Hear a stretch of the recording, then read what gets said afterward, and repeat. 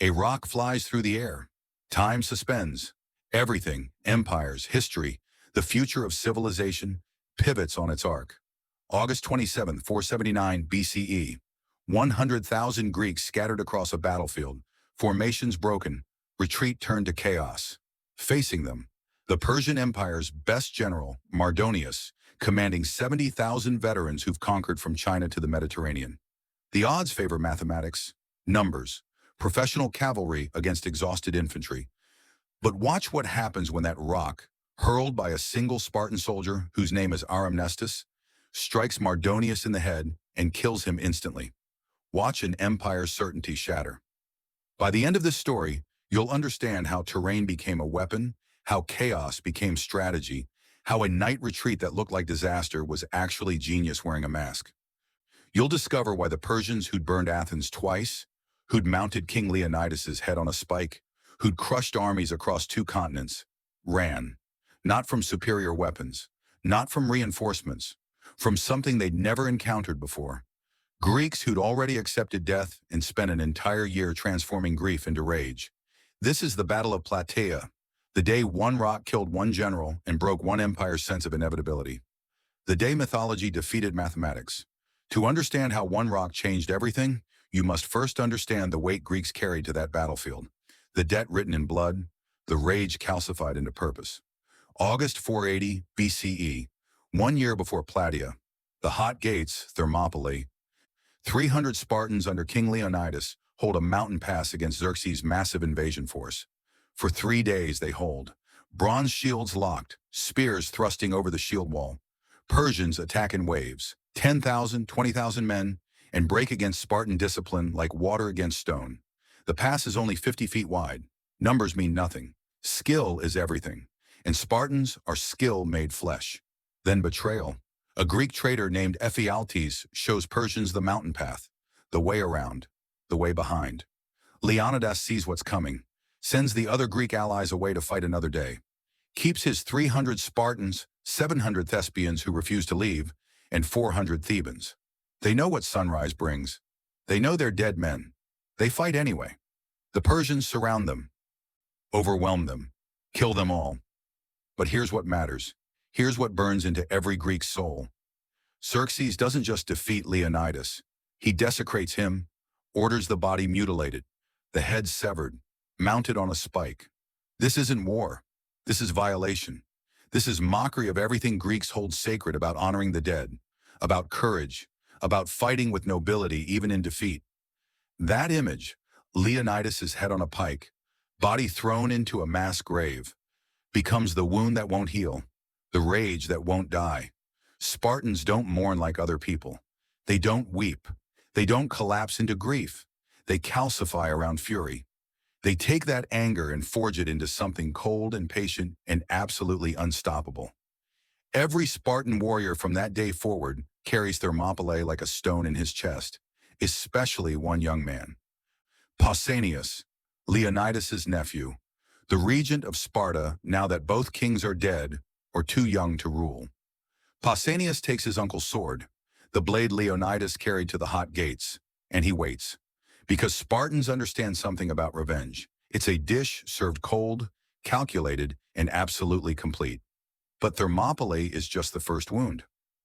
September 480 BCE, the Persians march on Athens.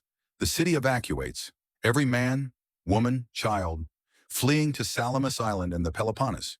They leave Athens empty, temples still burning incense, homes still containing everything families own, the olive groves sacred to Athena still standing. Xerxes enters an empty city and burns it, everything. The Acropolis, ancient beyond memory, sacred beyond words, reduced to ash and bone. Every temple, every home, every olive tree chopped down and set ablaze.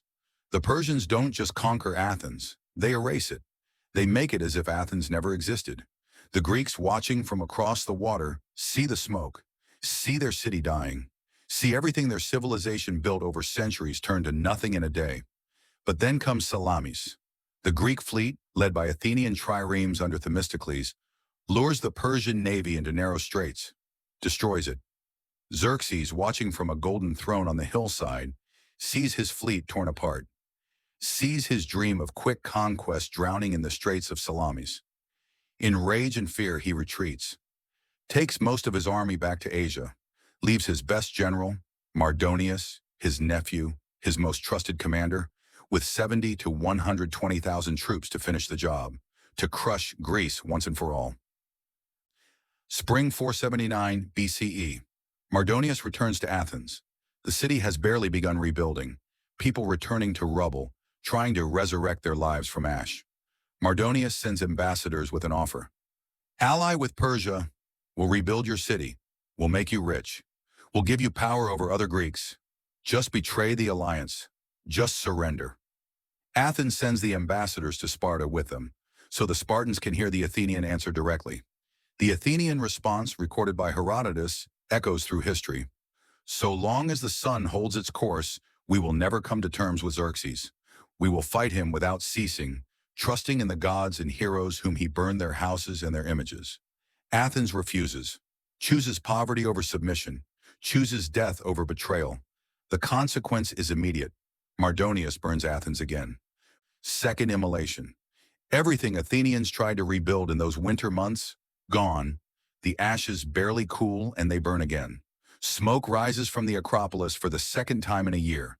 This choice, this refusal when they had nothing and the Persians offered everything, this is what breaks Spartan hesitation. Athens has sacrificed twice, burned twice, bled twice, and still stands defiant.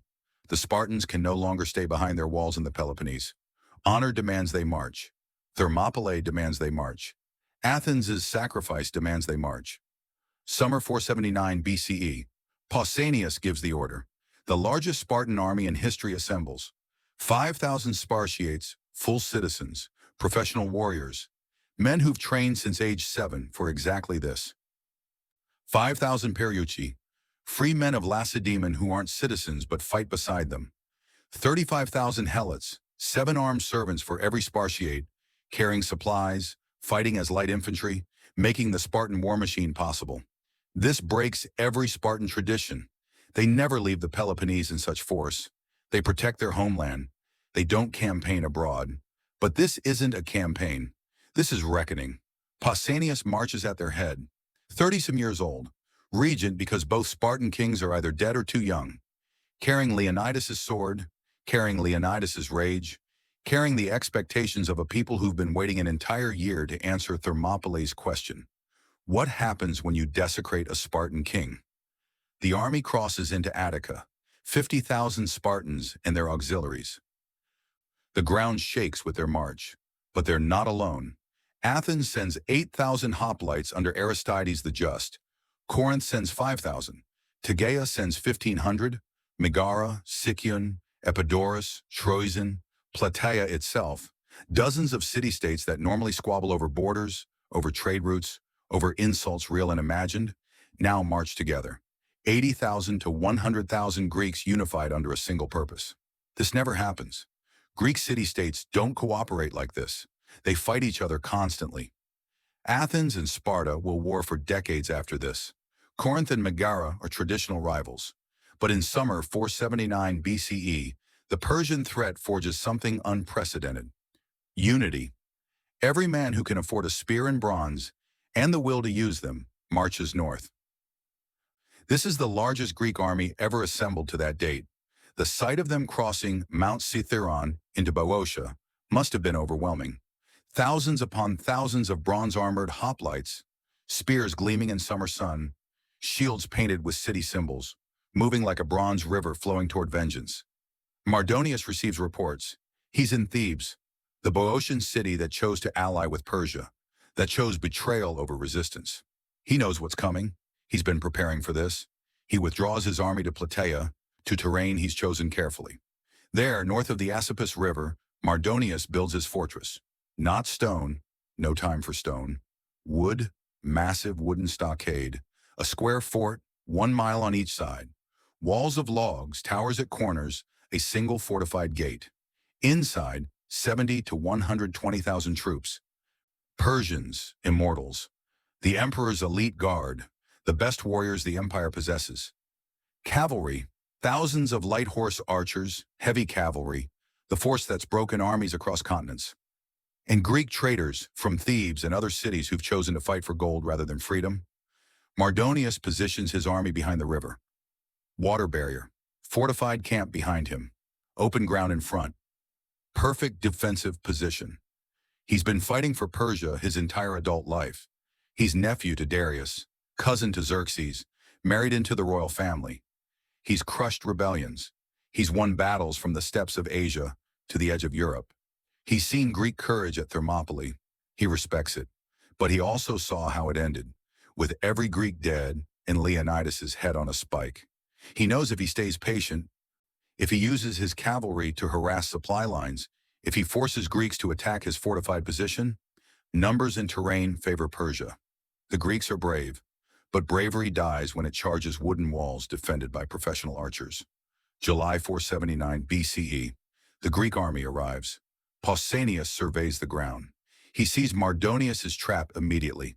Flat ground where cavalry dominates, fortified position that would cost thousands of Greek lives to assault, river barrier that divides the battlefield.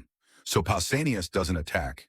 He takes position on the foothills of Mount Cithaeron, high ground, rough terrain, broken earth studded with boulders and uneven slopes, terrain where cavalry is useless, where the Greek phalanx, tight formations of bronze-armored hoplites with 8-foot spears and oak shields, can hold forever. Neither side attacks. The standoff begins. 1 day passes, 2 days, 5 days, a week, 11 days. Both armies in sight of each other across the plain. Greeks on the slopes, Persians behind the river and their wooden walls, tension mounting with every sunrise. Heat of Greek summer pressing down, supplies running low on both sides, water sources disputed, skirmishes between cavalry patrols and Greek scouts. This isn't hesitation. This is two apex predators circling, searching for the opening, the mistake, the moment of vulnerability. Pausanias wants Mardonius out of that fortress on open ground, close enough for hoplite spears to reach. Mardonius wants Greeks on flat terrain, where his cavalry can wheel and strike and wheel again, where arrows can pour into Greek formations until they break or retreat or die of thirst.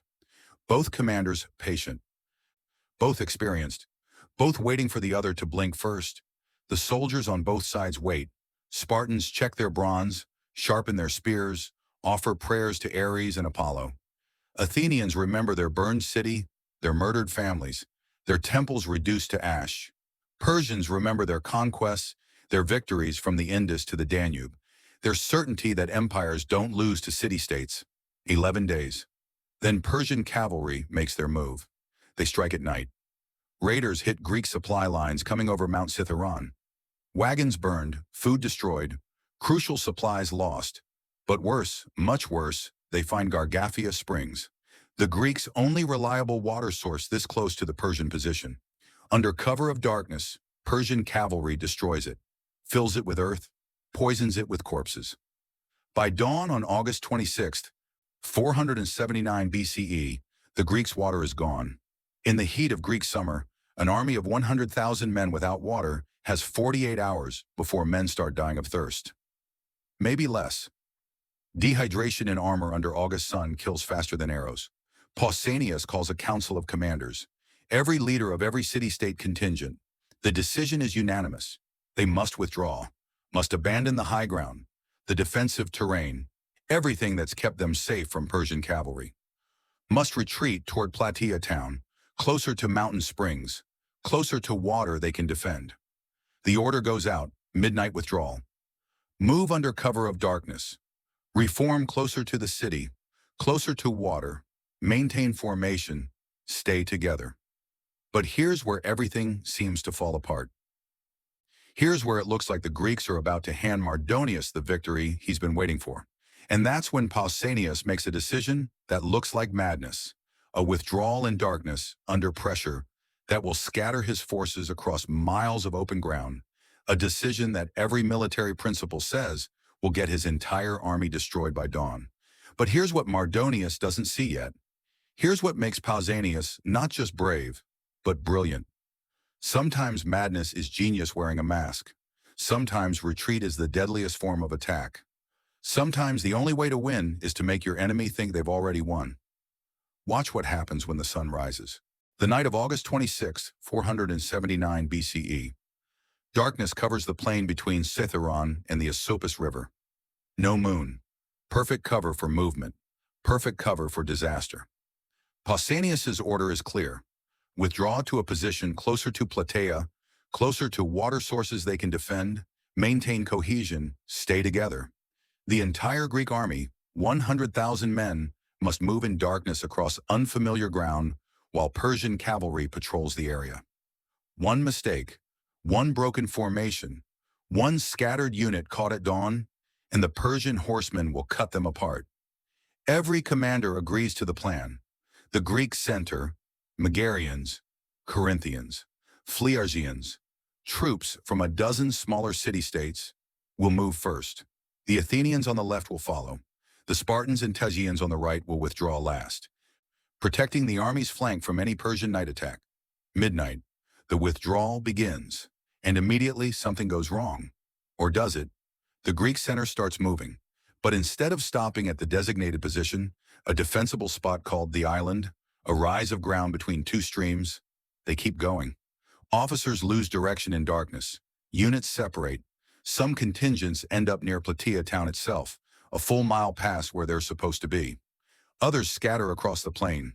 The neat, organized withdrawal turns into confusion. Gaps open between units.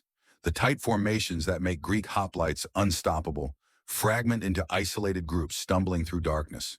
The Athenians see the center disappearing into the night. They're supposed to coordinate their movement, stay parallel. But the center is gone, lost in darkness. So the Athenians make their own withdrawal, moving toward their intended position on the left, trying to maintain some kind of order while the army around them dissolves into chaos.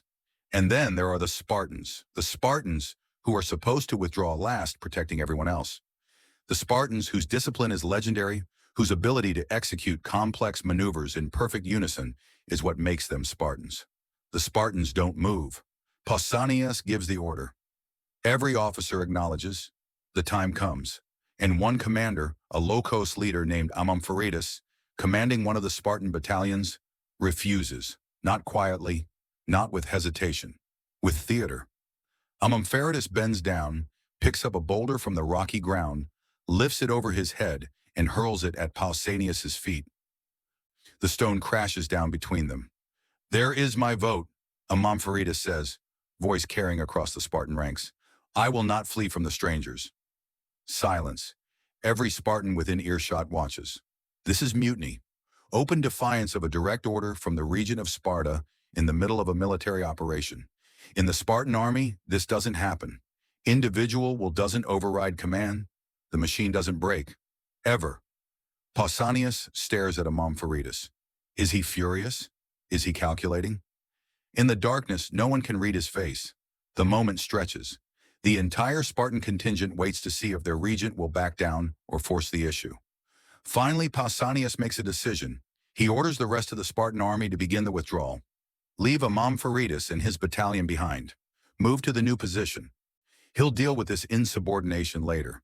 Right now, the army must move before Persian scouts discover them. The main Spartan force begins to withdraw. Slowly, deliberately, but moving. Leaving Amompharetus's battalion alone on the ridge. Was this insubordination, or was this theater? Was Amompharetus actually refusing orders? Or was he performing a role in a script only he and Pausanias understood? Because here's what happens. The delay keeps Spartans visible on the ridge longer. The slow, disrupted withdrawal makes the Spartan movement look hesitant, reluctant, disorganized. Exactly what you'd expect from an army forced to abandon strong defensive ground.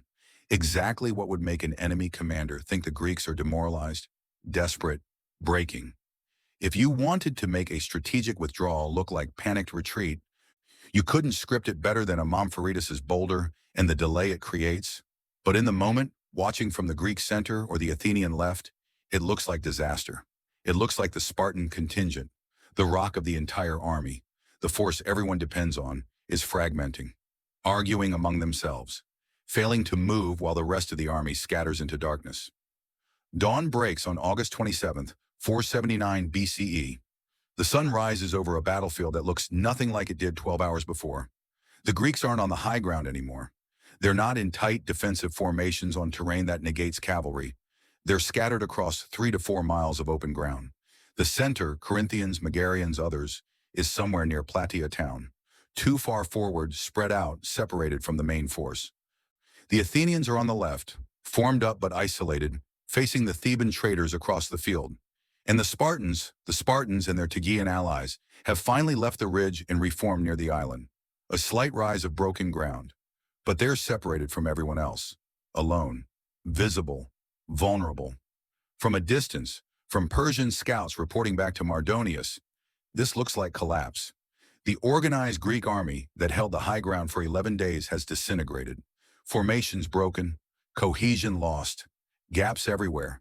And most damning, they're retreating, moving away from the fight, looking over their shoulders toward the mountains. The scouts race back to the Persian camp. Report to Mardonius. The Greeks are in full retreat, scattered, demoralized. Now, strike now. Mardonius receives the news in his command tent. He's fought Greeks at Thermopylae. He knows what they're capable of in close combat when they're organized, when they're in tight phalanx formation on terrain that forces you to fight them on their terms.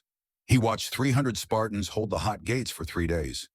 He knows that bronze-armored hoplites in formation are death. But this, scattered formations, broken cohesion, retreat, this is opportunity. This is the moment he's waited 11 days for. This is the opening that doesn't come twice. If the Greeks reach the mountain passes, reform on high ground again, the stalemate continues. Supply lines stretch. Winter approaches. The strategic initiative dies. But if he strikes now, while they're scattered, while they're exposed, while they're vulnerable, he can end this, can break them in detail, can destroy the largest Greek army ever assembled and finish what Xerxes started. Mardonius gives the orders. Immediate pursuit. Cavalry first. Light horse archers to harass the retreating Greeks, to pin them in place to prevent them from reforming. Then infantry, his best Persian troops, the immortals. The Theban allies will engage the Athenians on the left. He'll take the center and right, 70,000 Persians and allies directly at the Spartans. The entire Persian army surges out of their fortified camp, across the Asopus River, onto the open ground, pursuing what looks like a defeated enemy. Everything Pausanias needed. Persians out of their fortress, across the river, away from their supplies, committed, extended, chasing what they think is victory. Because here's what Mardonius doesn't see. Here's what the scattered formations and the desperate retreat hide. The Spartans and Tegans haven't run far. They've reformed near the island, on a slight rise. And the ground there, the ground Pausanias chose for exactly this moment, is rough, broken, studded with boulders and uneven slopes. Pocked earth where roots and stones make every step treacherous. Terrible ground for cavalry. Perfect ground for hoplites. The retreating Greeks weren't fleeing. They were baiting, drawing the Persians out, making them commit, making them cross the river, abandon their fortress, chase across open ground into terrain that turns their greatest strength into irrelevance. This is the genius hiding behind the chaos. This is the trap wearing the mask of disaster. The Persian cavalry arrives first, thousands of them. Light horse archers who've broken armies from the Indus to the Danube. They spread out, surrounding the Spartan and Tegean position. They can't charge into that broken ground. Their horses would stumble, break legs, become targets instead of weapons. So they do what Persian cavalry does best. They plant their wicker shields in the ground, form a barrier, and unleash the arrow storm. The sky darkens. Thousands of shafts in the air simultaneously. The sound, a rushing, whistling scream, fills the world. Arrows arc high, then plunge down on the Greek position. The Spartans lock shields, overlap them, create coverage. The testudo that Romans will later perfect. Spartans improvise here. Bronze shields angled to deflect the falling death. Most arrows bounce off, clang against bronze, deflect into the ground. But not all. Some find gaps. Some pierce through. Men cry out, fall, bleed. The Spartans don't break formation to help them. Can't. If the shield wall opens, the arrows pour through and everyone dies. So the wounded lie where they fall, and the living hold the line. The arrow storm continues, wave after wave. Persian archers empty quivers, reload, fire again. Greek casualties mount. 10 men down, 20, 50.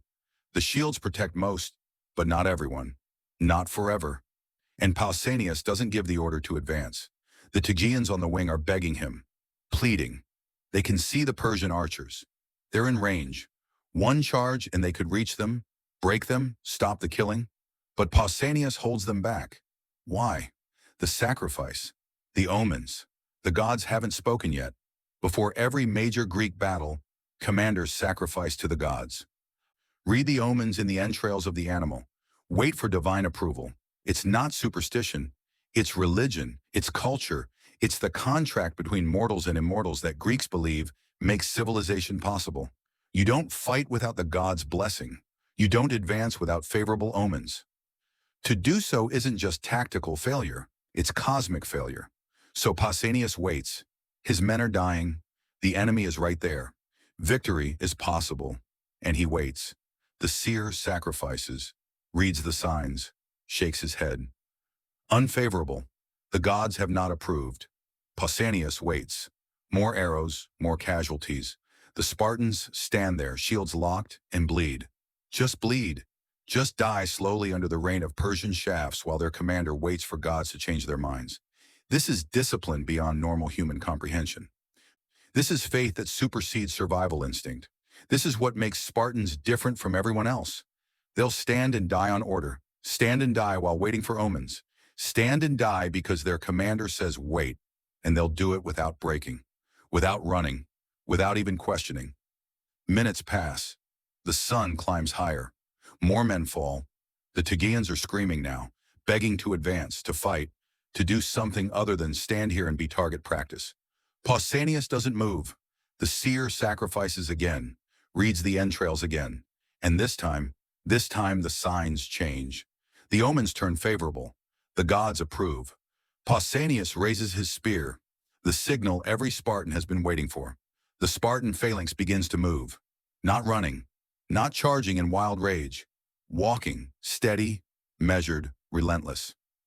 5,000 Spartiates, 5,000 Perioti, 1,500 Tegeans on the wing, 11,000 bronze-armored hoplites advancing in perfect formation.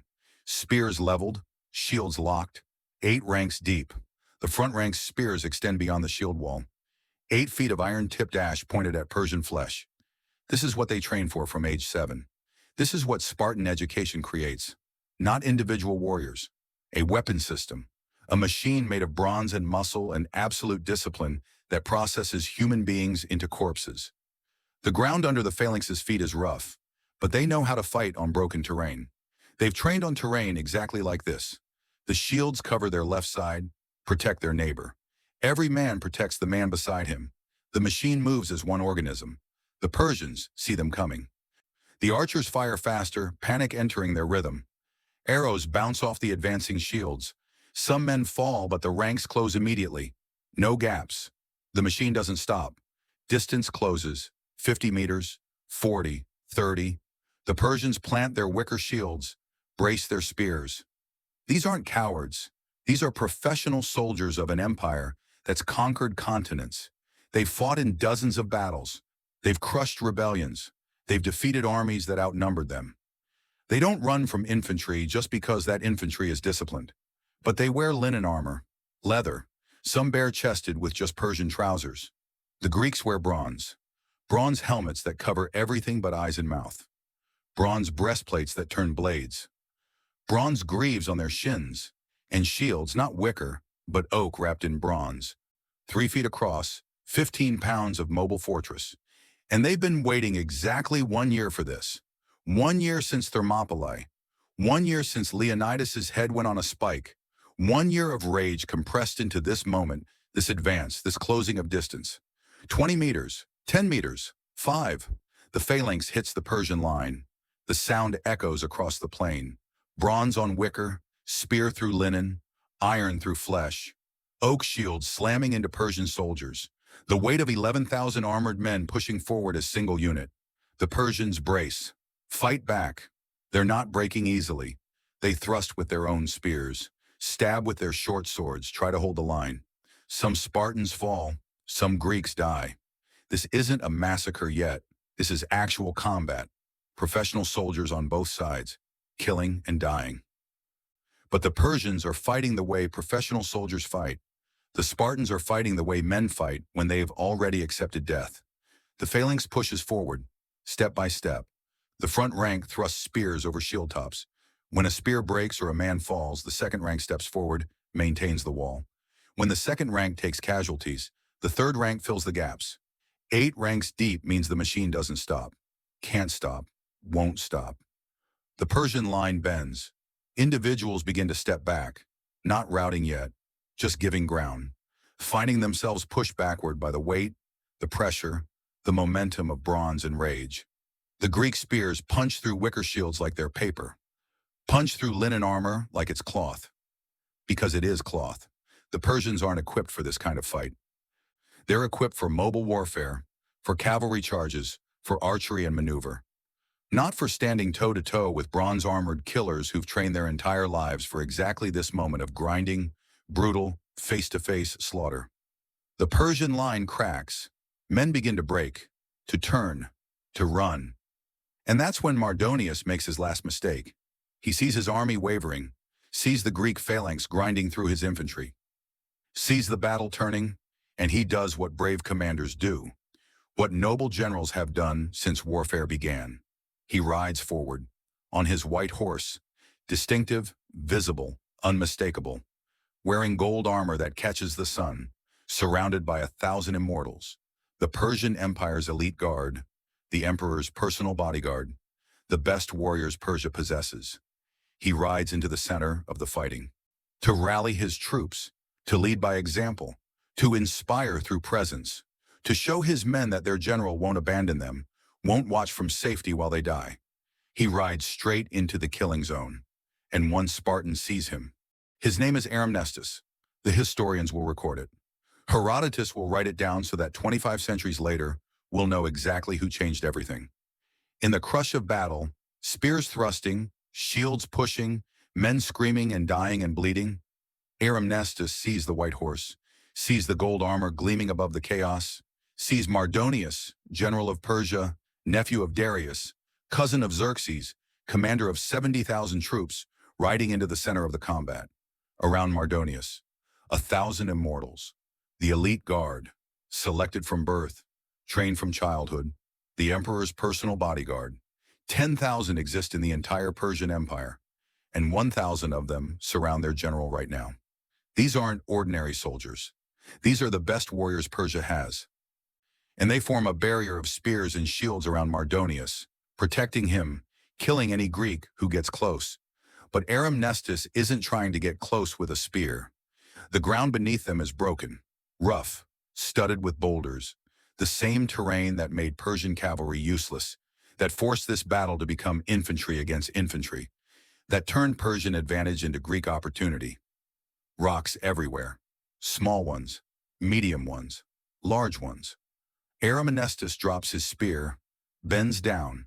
In the middle of combat, with men dying around him, with immortals 10 meters away, he picks up a boulder, not a pebble, not a stone you can throw one-handed, a rock that requires both hands to lift, a boulder that weighs, what, 20 pounds? 30?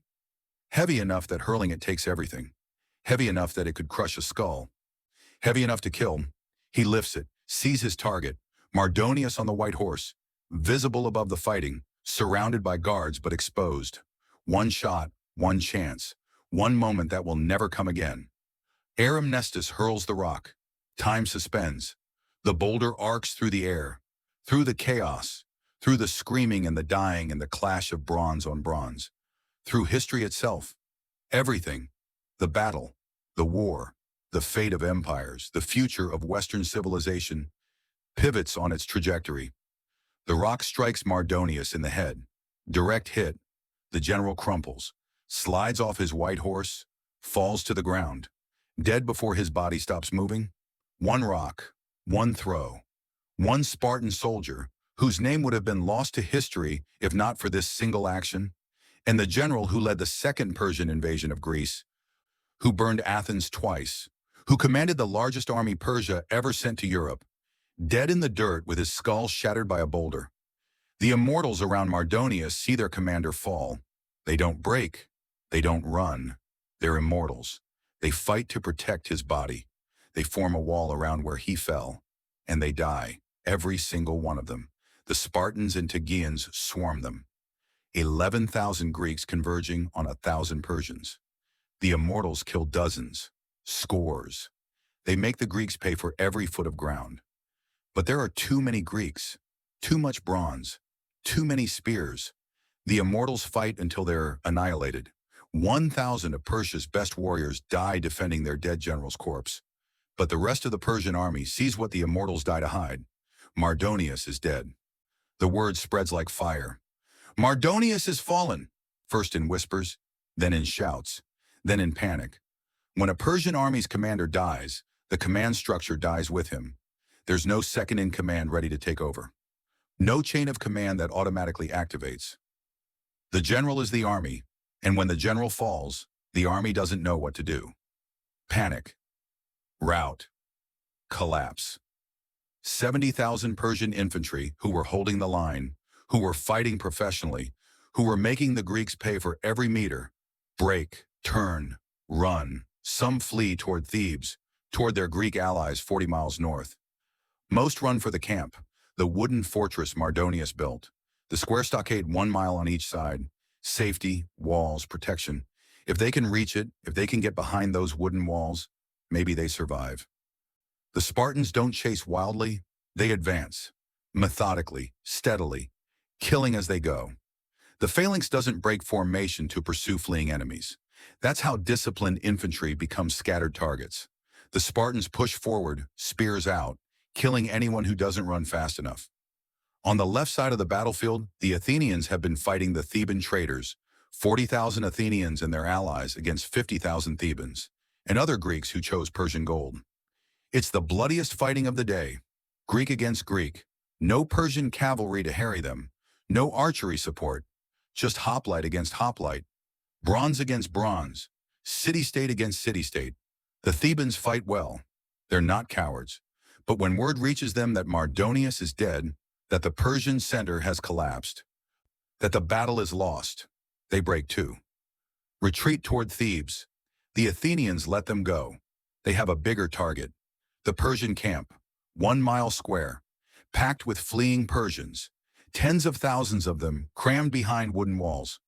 The entire Persian army that isn't dead or scattered to the winds, trapped in an enclosed space.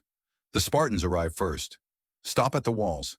These are infantry, hoplites, killers in open combat but not siege engineers.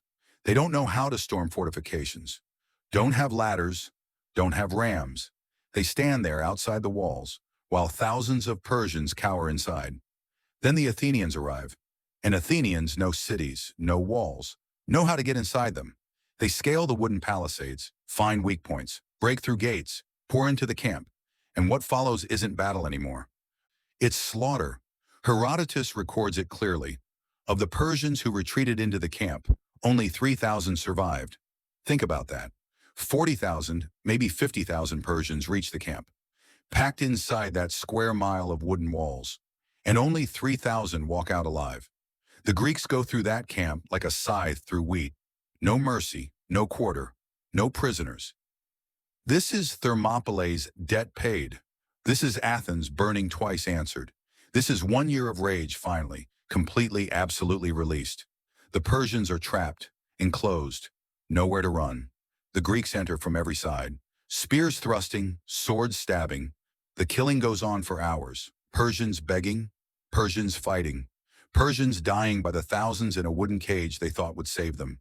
By afternoon, the killing stops. Not because Greeks show mercy, because there's almost no one left to kill. The camp falls silent except for the wounded, the dying, the Greeks walking among bodies, finishing off anyone who moves. Blood soaks into the ground. Smoke rises from fires that started during the fighting.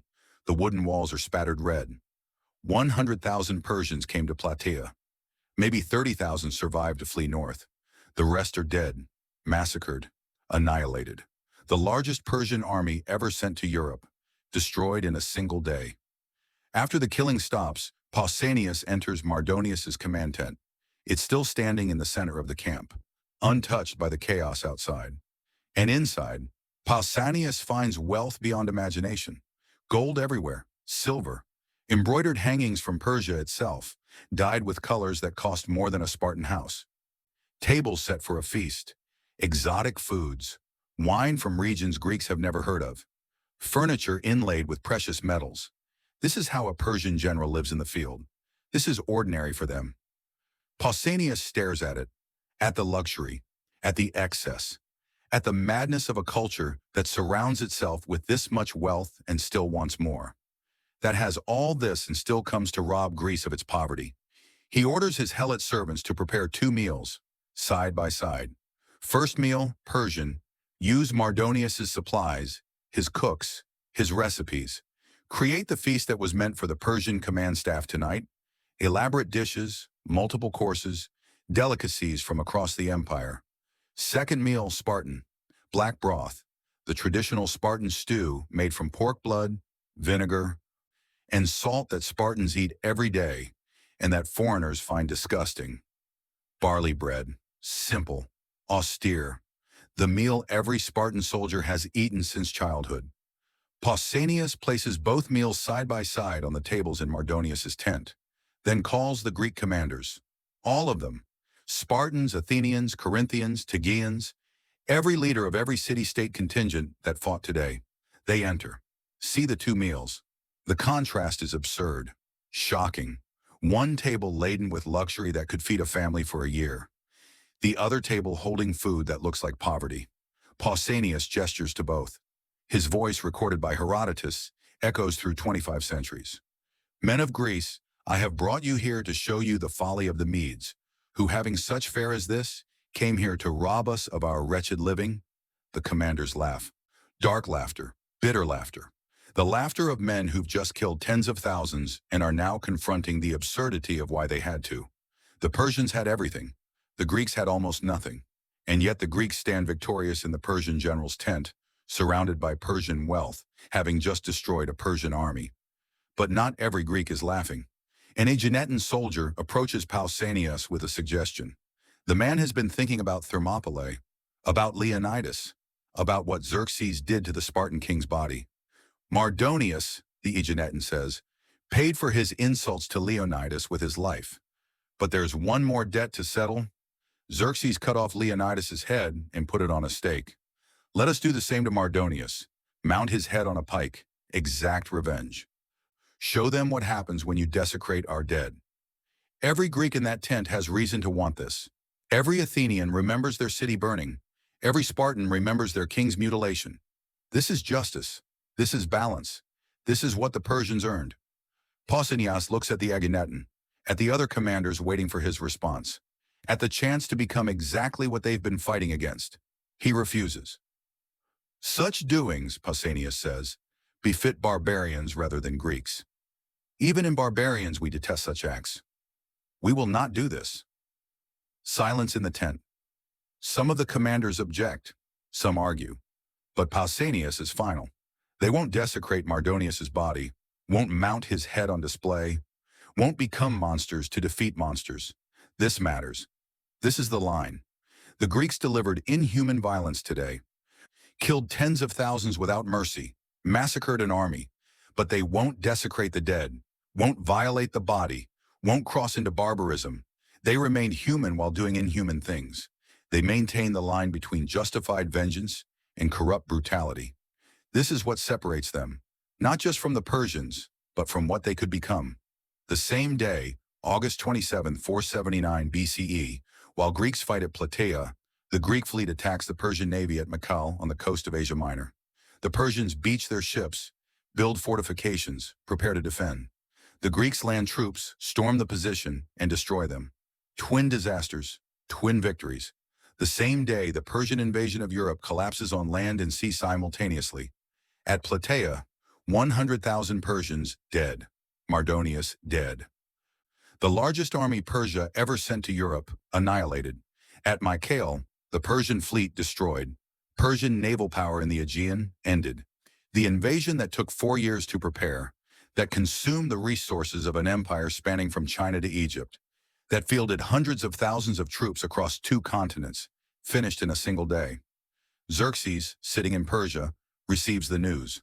Both armies destroyed, both commanders dead. The dream of European conquest dead with them. The Greeks melt down Persian armor, cast it into bronze, create the serpent column, 3 intertwined bronze serpents holding up a golden tripod. They erected at Delphi, the sacred center of the Greek world, with the names of every city-state that fought carved into the base, a monument to impossible victory. A reminder to every Greek for all time. This is what we did when we stood together. Plataea becomes sacred ground. The Greeks establish annual games there, annual sacrifices, annual remembrance. The bodies of the Greek dead are buried with honor. The Persian dead are left for the animals. This isn't cruelty. It's religion. It's culture. It's the Greek belief that proper burial matters to the soul's afterlife, and they won't extend that to invaders. Pausanias becomes legend, the regent who avenged Thermopylae, the commander who destroyed the Persian invasion, the man who refused to desecrate an enemy's corpse, even when that enemy had desecrated his uncle. Though pride will later destroy him. Within a decade, he'll be accused of treason, of trying to ally with Persia for personal gain. He'll die hunted by his own people, starved to death in a temple where he sought sanctuary. The hero becomes a cautionary tale about how victory corrupts as surely as defeat. But that's later. Today, August 27, 479 BCE, he's the man who saved Greece. Athens rises from its ashes. The city rebuilds, stronger than before. The next decades will see Athens transform from a burned-out ruin to the center of Greek culture, philosophy, art, democracy, everything we think of as Western civilization's foundation. The Delian League forms, Greek city-states united under Athenian leadership to prevent another Persian invasion. That league will become an empire. That empire will fight Sparta. But that's later too. Today, the Persians are broken, and more than their army is shattered, more than their invasion is ended, their certainty is destroyed. For decades, the Persian Empire has been inevitable, unstoppable, the force that conquered civilizations from the Indus to the Mediterranean, the power that crushed rebellions, absorbed kingdoms, expanded with mathematical certainty, the empire that had never met a force it couldn't eventually overcome. They conquered the Babylonians, the Lydians, the Egyptians. They pushed into India. They swallowed nation after nation, culture after culture, army after army. And then they came to Greece. 50 miles of stubborn, fractious, constantly squabbling city-states, and they couldn't take it, couldn't conquer it, couldn't break it. Marathon, 490 BCE, 10,000 Greeks defeat 25,000 Persians. Salamis, 480 BCE, Greek triremes destroy the Persian fleet. Plataea, 479 BCE, 100,000 Greeks annihilate 100,000 Persians. 3 battles, 3 defeats. 3 times the empire learned that Greece could not be conquered. What breaks at Plataea isn't just the Persian army. It's the idea, the myth of Persian inevitability, the belief that the empire's expansion is destiny rather than choice. Once an empire doubts its own inevitability, it's already falling. It might take centuries. It might take generations. But the certainty is gone. The sense that conquest is natural law, that expansion is unstoppable, shattered by a rock thrown by a Spartan named Leonidas. One rock kills one general. One general's death breaks one army. One army's destruction ends one invasion. One invasion's failure shatters one empire's certainty. Mathematics said Persia wins. Numbers favored them. Resources favored them. Experience favored them. They'd won every major battle across 2 continents for decades. The math was clear, but mythology won instead. Greeks who'd already accepted death. Greeks fighting for their homes, their families, their gods, their freedom. Greeks who'd spent a year transforming grief into rage, into discipline, into a bronze killing machine. Plataea taught the ancient world a lesson that echoes through every century since. No empire is inevitable. No force is unstoppable. No matter how large, how wealthy, how experienced, how certain of victory, empires can lose. Sometimes all it takes is men who've accepted death, ground that turns strength into weakness, patience that waits for the perfect moment, and one soldier standing in broken terrain with a boulder in his hands who sees his shot and takes it. Mardonius came to Plataea to finish what Xerxes started, to complete the conquest of Greece, to add Europe to Persia's collection of subjugated continents. Instead, he became the man who taught Persia that Greece could not be conquered, that some nations, some cultures, some peoples will die rather than submit, and that empires that forget the difference between inevitable and possible eventually learn it, written in the blood of their best armies, the death of their best generals, the shattering of their unquestioned certainty. The Greeks didn't just win a battle on August 27, 479 BCE. They killed the idea that the Persian Empire was destiny. And once you kill that idea, once you prove empires can bleed, can fail, can be stopped by inferior numbers on inferior resources with superior will, the empire is already falling. It just doesn't know it yet.